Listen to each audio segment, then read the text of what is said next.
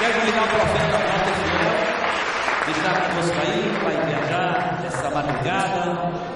E nós queremos ouvi-lo, os irmãos querem ouvi-lo, em nome de Jesus, digam sim. Deus abençoe o profeta Walter, em nome do Senhor Jesus. A paz do Senhor Jesus. Aumentou mais o peso nas minhas costas. Estou feliz por estar aqui. Antes de falar algo da parte de Deus, eu quero agradecer a Deus por este dia e por estes dias e por este ministério. Há muito tempo eu queria ter um pastor como agora o apóstolo Paulo. E eu aprendi muitas coisas na vida depois que meu pai morreu, na pancada. E há muito tempo eu queria alguém em quem eu pudesse tê-lo como referencial. No Brasil eu tenho alguns poucos homens de Deus como referencial. Só que eu queria um referencial perto de mim. Dentre esses que eu tenho como referencial está o apóstolo Paulo Ribeiro. Eu quero dizer que meu coração se alegrou demais da conta quando eu recebi a semana passada o telefonema perguntando se eu queria mesmo. De fato me alegrou o coração, eu fiz tudo que podia para estar aqui e para mim foi um privilégio tê-lo como meu pastor e apóstolo. Todos nós, todo Paulo precisa de um Barnabé. Todo Timóteo precisa de um Paulo. Então, eu estou tendo o meu.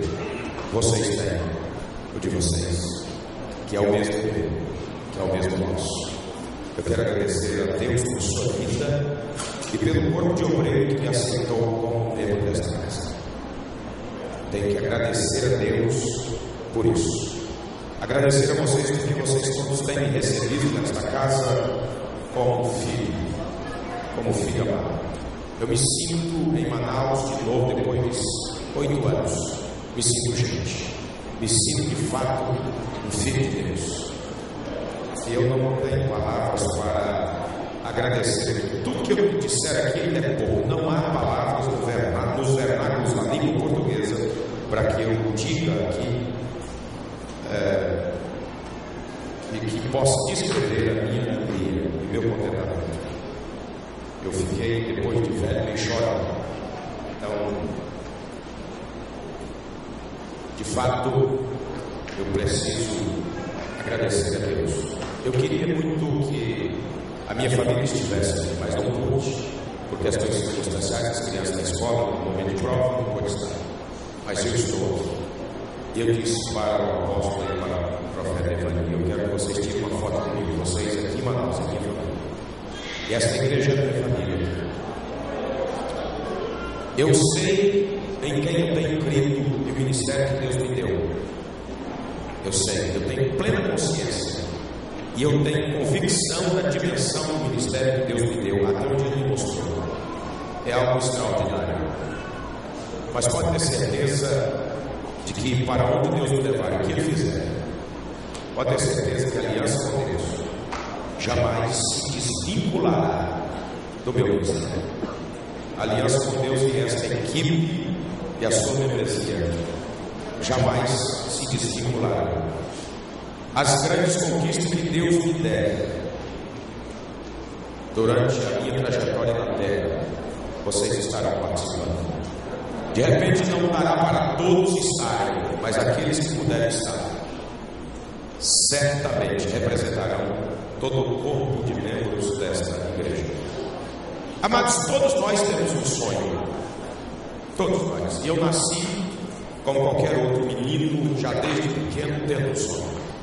Eu perguntei muito a Deus o que eu ia pregar. Deus disse assim: fala da sua trajetória e por que é que você está aqui hoje. E olhando para a vida de José, a Bíblia diz em Gênesis 37:5: e teve José um sonho e relatou aos seus irmãos. Eu nasci no estado de São Paulo, mas 3 irmãos, tive uma irmã que faleceu aos 6 meses, na época com desidratação. E logo na minha adolescência eu vi o sofrimento do meu pai trabalhando, como muito fervoroso na igreja, trabalhador. E muito pequeno eu alimentei alguns sonhos. E eu aprendi, o primeiro livro que eu aprendi a ler foi a Bíblia. E o primeiro livro que eu li na vida foi a Bíblia. O primeiro livro que eu li na vida não foi a cartilha Caminho Suave, foi a Bíblia. Eu li na Bíblia do meu pai. E eu cresci tendo visões de Deus. Visões da Bíblia. À medida que eu ia lendo a Bíblia, o Senhor ia me mostrando à noite em visões o que eu tinha lido durante o dia, escondido do meu pai. Eu li de Gênesis a Apocalipse, a Bíblia página por página, e aí nunca mais eu esqueci do que eu li. Mas os dias foram se passando e fomos trabalhar na roça, na lavoura, e trabalhei até os 14 para 15 anos, fui trabalhar numa empresa, e os meus sonhos parecem que estavam tudo bem direcionados. Aos 15 anos para 16 eu comecei a me comprometer mesmo com o trabalho do Senhor ali onde eu estava. Aos 17 para 18 anos fui separado para o diaconato. Aos 19 fui ungido pastor do lado do meu pai. Parece que tudo ia mal, mil maravilhas. Estudando, trabalhando no emprego que queria. E em 1986 papai morreu num acidente trágico de carro. E o mundo desaba na minha cabeça. E aconteceu um episódio antes. A igreja em que nós estávamos, fundada por missionários americanos, presbiterianos, e de alguns anos depois ela sai do rumo do evangelho. E eu, percebendo isso, botei o pé na parede. Não fico mais nesta igreja. Eu não consigo pregar outra coisa que não seja Jesus Cristo. E me demiti por telefone. Liguei para a diretoria da igreja em São Paulo. Eu estava na época, nós morávamos no Paraná. E me demiti. Mandei cancelar todas as minhas agendas. Eu digo, nunca mais eu coloco o pé neste lugar. Meu avô era da Assembleia de Deus. E meu pai um dia comenta comigo: o mandurinho só não faz verão, tenha paciência. Que meu pai é um sistema, não dá para mudar. E eu não fico mais. E meu pai comentou com um tio dizendo que se continuasse naquela situação, não mudasse nada, meu pai ia para a Assembleia de Deus. Mas um dia ele disse para mim: meu filho, eu perdi a razão de viver, eu queria que Deus me levasse. Eu até brinquei com ele: para com isso. Papai tinha 45 anos. Um mês para inteirar 46 anos, 30 dias aproximadamente depois que ele me disse isto,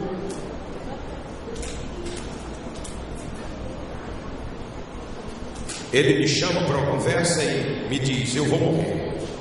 E se eu morrer, você faz isso. Me delegou aquilo que eu devia fazer. E ele sofre um acidente de carro e morre. O mundo caiu na minha cabeça. Poucos dias depois que ele morre, nós o sepultamos. Ajudei a fazer o ofício fúnebre dele. E no ofício fúnebre dele eu percebi que o mundo tinha desabado na minha cabeça. Porque aí, como eu tinha saído da igreja naquela ocasião, por conta da igreja ter se desvirtuado do evangelho, e está desvirtuado até hoje, está havendo uma grande dissidência da igreja. Já até me convidaram para uma reunião dos dissidentes, e o Senhor disse para mim: não vai, e eu não fui. Então, mas a minha família era tudo de lá. E tem 2 irmãos, 3 irmãos meus, 2 que ainda são de lá. A minha mãe ainda é de lá. Eles disseram: Gilberto morreu porque Valtinho matou Gilberto. Gilberto morreu por culpa dele. E eu alimentei por muitos anos isso. E eu pensei, de fato, comecei a pensar que meu pai tinha morrido por minha causa. E eu entrei em depressão profunda. Quando eu comecei a ler a Bíblia, Deus me disse ao meu ouvido alto, claro e bom som: meu filho, tu serás pastor de ovelhas. Muitas. Eu tinha 7 para 8 anos, eu não entendi nada. Poucos dias depois o Senhor me mostrou, me permitiu ter uma visão de um demônio na forma de um cachorro, que eu era criança. E ele olhava para mim e dizia: eu vou te matar um dia na vida. Na história da tua vida eu vou te destruir. Veja só, um cachorro falando comigo. Um cachorro preto, eu me lembro direitinho da visão até o dia de hoje. Ele tinha uma mancha branca no peito, ele se lambia todo, olhava para mim e dizia: eu vou te matar. Só que isso ficou esquecido. Quando eu entrei em plena depressão, eu comecei a me lembrar desse negócio. Mas Satanás, ele é tão terrível que me levou em profunda depressão e eu não encontrei nenhum crente para me dar um abraço naquela ocasião. Nenhum. Me revoltei com a vida, só não me revoltei com Deus, mas me revoltei com tudo. E a minha família, então, como eu não conseguia trabalhar, pegava o carro e saía para aquelas estradas vicinais perto da cidade de Moarama e me deitava dentro do carro e dormia o dia inteiro, porque de noite eu não conseguia dormir. E a minha mãe e meus irmãos dizendo: Valtinho, depois que Gilberto morreu, se tornou um irresponsável, um vagabundo, está agindo como tal. Eu não tinha força para nada. E aí eu me tornei uma persona não grata em casa. Eu saí de casa em 1900. Papai morre em abril de 1986.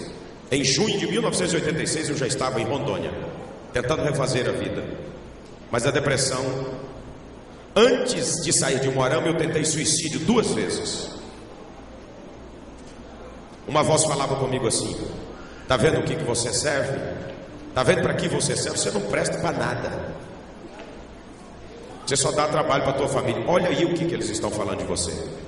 Eu fiquei numa situação tão terrível que eu tinha vergonha de comer em casa, porque eu não levava mais nada para casa. Eu comia na casa dos outros. Quando comia, fiquei esquelético.